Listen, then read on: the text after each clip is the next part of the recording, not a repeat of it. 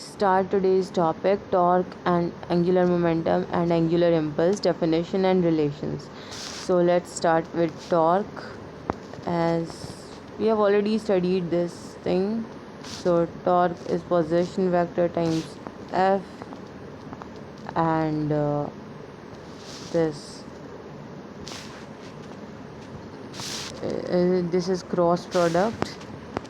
So if we open it for magnitude, it would be RF sine theta.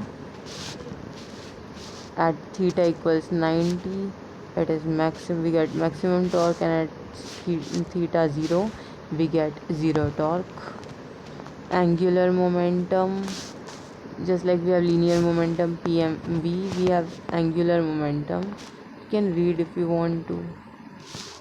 So we have angular momentum L equals R cross P, right? Tau was R cross F and L is R cross P.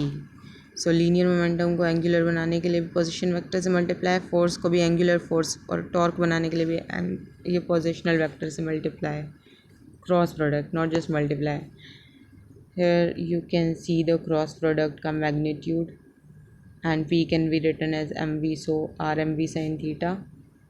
Relation we have done in some other video, so I'm not going to do it again. But short में, as we know Newton second law से, कि rate of change of momentum is force, and rotational analogue मतलब इसका rotational, ये this is like linear, this is rotational version of the same. इसका proof, as you can see, L is R cross P as per definition.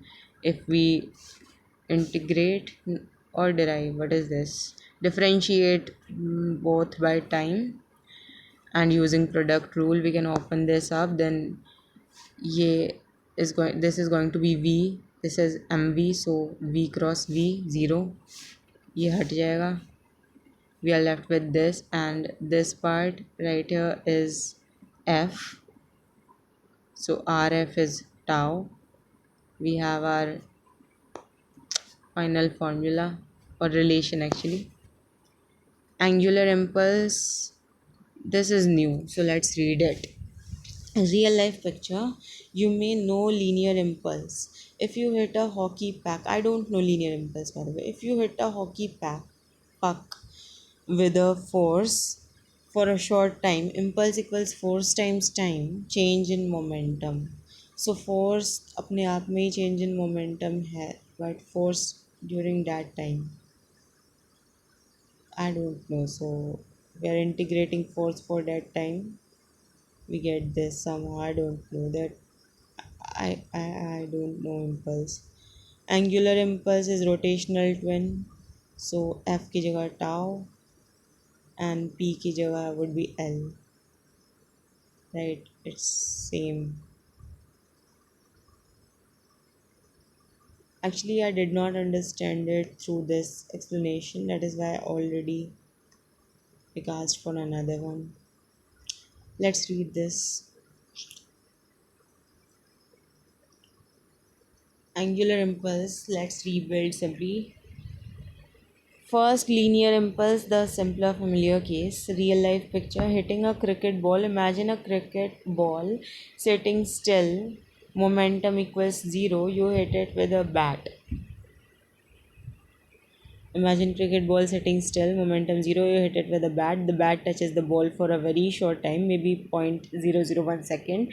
But during that tiny moment, it pushes with a large force. After the hit, ball flies off with some momentum, P equals mv. Question is, what caused this change in the ball's momentum? It was the force applied over that duration of time. We call this combination force time how long it acted the impulse. So this time also matters. I didn't knew. So impulse is force time. By the way, जो हम impulsive eating करते हैं, impulsive scrolling करते हैं, that is also the same thing, because internally we get a push or a pull. Anyway, so the impulse is this integral of time, force, how long it acted. We integrate because the force might not be perfectly constant during the hit. It ramps up and down. Integrating just means adding up the force effect over every tiny instant of contact time. But that contact time in itself is very like small.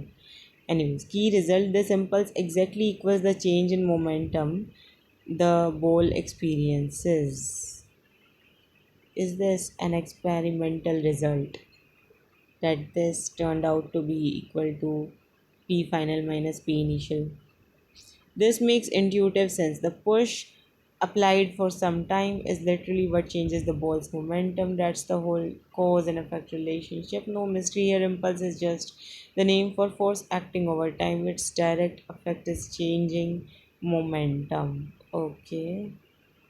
So force is mv and impulse is change in momentum. Force is no, force is not mv.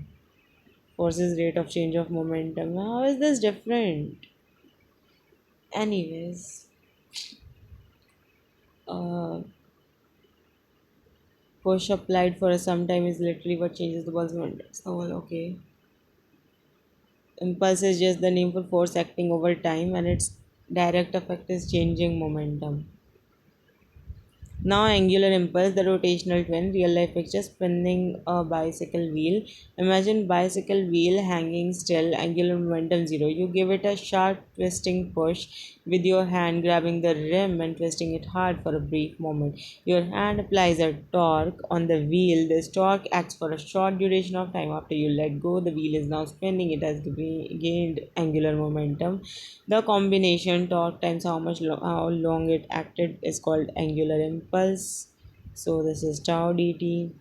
Exactly the same idea as before, just with torque instead of force. And since torque is the rotational version of force, what does this angular impulse cause? Just like the linear case, this twisting push over time is exactly what changes the wheel's angular momentum. So this can be written as this. This isn't a new fact you need to separately memorize. It fall directly out of the relation we already proved. So tau is dl upon dt and dl upon dt. If we integrated both sides, I guess we get this. Okay, if you yes. If you integrate both sides of that equation over time, the right side is just adding up all the tiny changes in L, which simply gives you the total change in L from start to finish. And we have this. Okay, now I get it. The one line takeaway, angular impulse is twist applied for some time. Exactly what changes an object's angular momentum. Same story as push applied for some time. Exactly what changes an object linear momentum. Okay, I got it. Now, is there anything else? Angular impulse. So we have definition of for torque, definition for our angular momentum, their relation, and the small little proof, and angular impulse, and that's it. Okay.